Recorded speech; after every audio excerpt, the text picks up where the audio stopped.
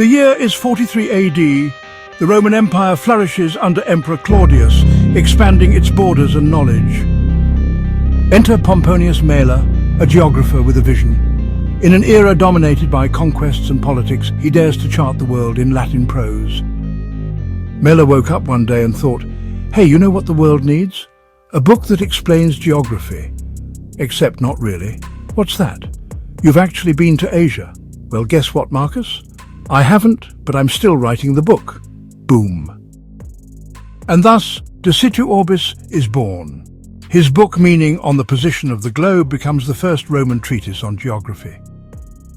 Mela's work captures the Roman worldview, shaped by myths, maritime dominance, and the desire to understand the vastness beyond the familiar. But what is this text? Why does it matter? Well, I am Ancient Swan, and this is the bit where I tell you why. So, it's 43 AD. The Roman Empire is flexing hard. They've got the roads, aqueducts, and Julius Caesar merch flying off the shelves. And then there's Pamplonius Mela, chilling in Hispania thinking, I've never left my hometown. Obviously I'm the guy who should write a world geography. Traveling the world is for losers. Real geniuses just make it up. Mela didn't waste time with details. He divides the Earth into 5 zones, because Romans loved their lists. 2 polar ice caps where weird folk live, 2 temperate zones where civilized humanity such as the Romans lived, and 1 hot-as-hell belt at the equator named the Torrid Zone. Totally uninhabitable, according to Mela. Apparently he thought people just burst into flames if they got too close to the equator. Remember that Torrid Zone? Pure fiction. Just pulled it right out his arsehole and wrote it down for folk to believe. And people did believe it. It's crazy how the world do still be like that, huh? The temperate zones dominate Mela's narrative, and Mela's Earth has a clear centre of the universe, the Mediterranean Sea, or as the Romans called it, Mare Nostrum. Mela's focus reveals the Roman worldview. Europe, Asia and Africa are the pillars of civilization, with the Mediterranean Sea at their centre.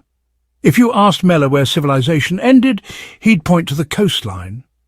Inland territories. He barely mentioned them. Why? Because the Romans were all about the sea. The Mediterranean Sea wasn't just a body of water, it was their trophy shelf. Not just a geographical feature, it was the lifeblood of Roman culture, commerce and exploration. Rome called it Mare Nostrum, meaning our sea. The humility just oozes out of that name, doesn't it? They treated the Mediterranean like a private pool. You've got to admire the balls of a people who've not only developed, but very finely tuned a habit of looking at the world and saying, put this down on the map as ours. At the edges of Mela's maps, reality gives way to myth. These fantastical elements are more than musings and imagination. They reflect the limits of Roman knowledge and their fascination with the unknown. Mela didn't stop at geography. He decided to spice things up with a little fantasy. Let's meet the all-star lineup of mythical beings. First, there were the Hyperboreans, who were perfect immortals, a peaceful people living in perpetual spring beyond the north wind. Then there were the Cynocephali, or dog-headed humans, because clearly Mela thought that furries were being underrepresented in the Roman Empire. Then, of course, there are the Blemyai tribes with faces in their chests, inhabiting far-off lands, and it's fortunate someone amongst them had decided who needs a neck anyway. Otherwise Mela would never have written about them, and we'd have had no idea these magic face-chest Blemyai had ever existed. Imagine having a conversation with someone who has their face on their chest. Imagine having a conversation with a woman who has a face where her titties are meant to be. How would that even work, anyway? Would the Blemyai titties just move lower down to make space for a face, or face space, if you will? Or is the face actually just like on the titties? How do I talk to that person? I guess now I have a good reason for staring at her chest, but still I'm not sure how much I'd be able to concentrate, really. And then, of course, there were the Antipodes, the hypothetical inhabitants on the opposite side of the world. Which is fine that Mela includes them, but barely worth knowing, really. Not now that you've learned Blemyai women have faces on their tits. Are their nipples also their eyes? Or do the nip-nips move further down? Or maybe around the back? Can I milk the eyes of a Blemier woman? I have so many questions. Were these mythical, legendary people real? Who cares? They're hilarious. The Blemiai probably invented belly selfies. These mythical tribes serve as placeholders for lands yet undiscovered, highlighting Mela's imagination and curiosity in Roman thought. Mela's work underscores the importance of coastlines where trade and interaction flourished. From the rugged shores of Hispania to the fertile Nile Delta in Egypt, his descriptions reflect Rome's maritime culture. Inland territories are often left vague, as the Romans saw themselves as masters of the sea rather than conquerors of the vast hinterlands. Now, Mela claims to describe Asia and Africa, but let's be real, he's winging it. Asia, it's big, there's stuff there, probably gold and some elephants. Next question, Africa deserts, camels, oh, and a little thing called the Nile. No, I won't explain how it works. Mela's writing is basically the ancient equivalent of Googling a place and just looking at the first photo. Yep, that's all of it. Mela's work also stands apart from the scientific precision of Greek geographers like Eratosthenes and Ptolemy. While they calculated Earth's circumference and mapped regions mathematically, Mela adopted a narrative approach, engaging his readers through vivid descriptions and storytelling. This Roman style of geography prioritized cultural and mythical aspects over empirical data, making it more accessible and captivating for contemporary audiences. Though overshadowed by more scientific texts, it left a lasting legacy because here's the kicker. De Orbis Situ became super popular. Scholars into the Middle Ages and the Renaissance era 1,500 years later were like, this is gold, let's copy it. And nobody thought to ask, hey, is any of this actually true? It's the ancient Roman version of every conspiracy theory on the internet. Flat Earth? Pfft. Try. Equator will kill you Earth. During the Renaissance, the book became a cherished rediscovery. Its blend of geography and mythology resonated with thinkers exploring the boundaries of science and imagination. Mela's mix of geography and mythology resonated with Renaissance explorers who were literally sailing off the edge of known maps. His tales of the Hyperboreans and Antipodes fueled imaginations and sparked ideas about what could lie beyond their horizons. Renaissance thinkers loved Mela's mix of fact and fiction. They weren't just mapping the world, they were dreaming of its possibilities. The Hyperboreans? Maybe real. The Cynocephali? Probably not. But who cares? The Blemiai? Come on, boys, let's go find out. For centuries, Mela's text bridged the gap between the ancient and modern worlds, offering a glimpse into the world that our ancestors saw, filled with faraway, wondrous places and the strange beings that inhabit them. This is the original Here Be Dragons. Mela's accounts of Europe, Asia and Africa provide a snapshot of Roman perceptions of these lands. Europe, home to Roman power, described in detail with emphasis on Hispania and Gaul. Asia, a land of wealth and mystique, from the fertile Levant to the exotic East, where the Blemiai were no doubt hosting ancient ping-pong shows, and Africa, the southern counterpart, dominated by sun that really needs to fuck off, and a giant river saving people from the sun.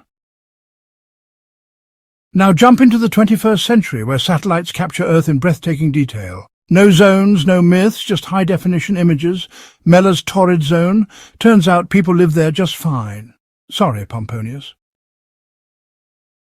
In an age where satellite images capture every inch of the Earth, Mela's work stands as a testament to a time when geography was a journey into the unknown. From the Himalayan peaks to the Amazon rainforest, the mysteries that once fueled Mela's imagination are now pixels on a screen. NASA probably has a database dedicated to disproving everything Mela said. But Pamplonius Mela's maps tell stories, his zones spark curiosity, and his myths remind us of the beauty of imagining what lies beyond. And forget mythical creatures too.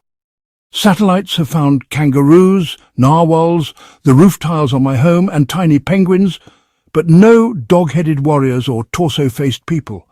Just that guy who has the horse's head. And I think we can all agree, that man is a legend. The Hyperboreans just turn out to be Scottish people experiencing a weather anomaly. And as for the Antipodes, well, they just turned out to be filled with Americans, and the less said about that, the better. Mela's legacy also reminds us of one thing: no matter how precise our maps, there's always room for a little imagination. Who knows what mysteries are still out there, beneath the ocean, beyond the stars, or maybe just hiding inside your wardrobe, watching you while you sleep at night. And then, one day, I, Ancient Swan, because that is what I've named myself, woke up and made this map. Much of the footage in this video is from my own map. This one was made for the game Cities Skylines 2, because I'm addicted to world building and will likely never ever stop. If you feel like building your city here, then go grab the free map by following the link in the description below. I built my city here. It's beautiful, isn't it? This is the world according to Pamplonius Mela, and this is my city, Orbis. Orbis is your dream city. If all your dreams are nightmares, getting from A to B in Orbis is pure public transport roulette. Will the train be late? Will we be packed like sardines? What happens if I shit myself again? Will someone blast their music on a speaker? The suspense is unbearable, and so is the smell. Think you can avoid transport and just walk it? Think again. The streets are just pigeon and seagull warfare. These feathered bastards have no fear. They'll dive-bomb your sandwich, your head, or your soul. If walking to work, then 100% expect to be shat on right before the big meeting. And that's if you can even make it to where you're going, through all these street performers who won't quit. You're just trying to walk to work, but now you're stuck in a crowd watching a guy juggle flaming dildos while rapping about Bitcoin. And it goes without saying that the rent is too damn high. Paying half your salary for a shoebox apartment with a view of your neighbour's laundry. But hey, at least residents of Orbis are never more than 15 minutes from an overpriced coffee shop or people just sleeping on the pavements. As regional law dictates, in Orbis someone must always at any moment have their car alarm going mental. Serenading the entire block at 3 a.m. gets extra points. No one knows whose car it is, but everyone hates them. And of course the never-ending construction. There's always a jackhammer somewhere, always. It's like the city's theme song. This is life in Orbis. Big city life. Chaotic, inconvenient, and totally not worth it.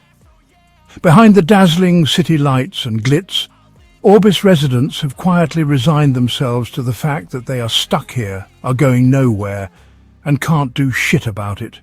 God bless. Now you may be wondering about that map information. Well, wonder no longer, young soul, because here it is. Climate 11 to 27 degrees Celsius. Buildable area 46%. Outside connections, roads, rail, sea, air, power, natural resources. Wheat 122 square kilometers. Forest 120 kilotons or 83 kilotons. Oil 111 kilotons. Terrain mostly flat, a few small hills. And that's all, ladies and gentle ladies. That was a video about Pamplonius Mela, and absolutely no mention how shit a name that is. Pamplonius rubbish, nowhere near as good as Ancient Swan. And he's not here to prove me wrong either, 'cause he's dead. Pussy. Anyway, that's it from me, thanks for watching.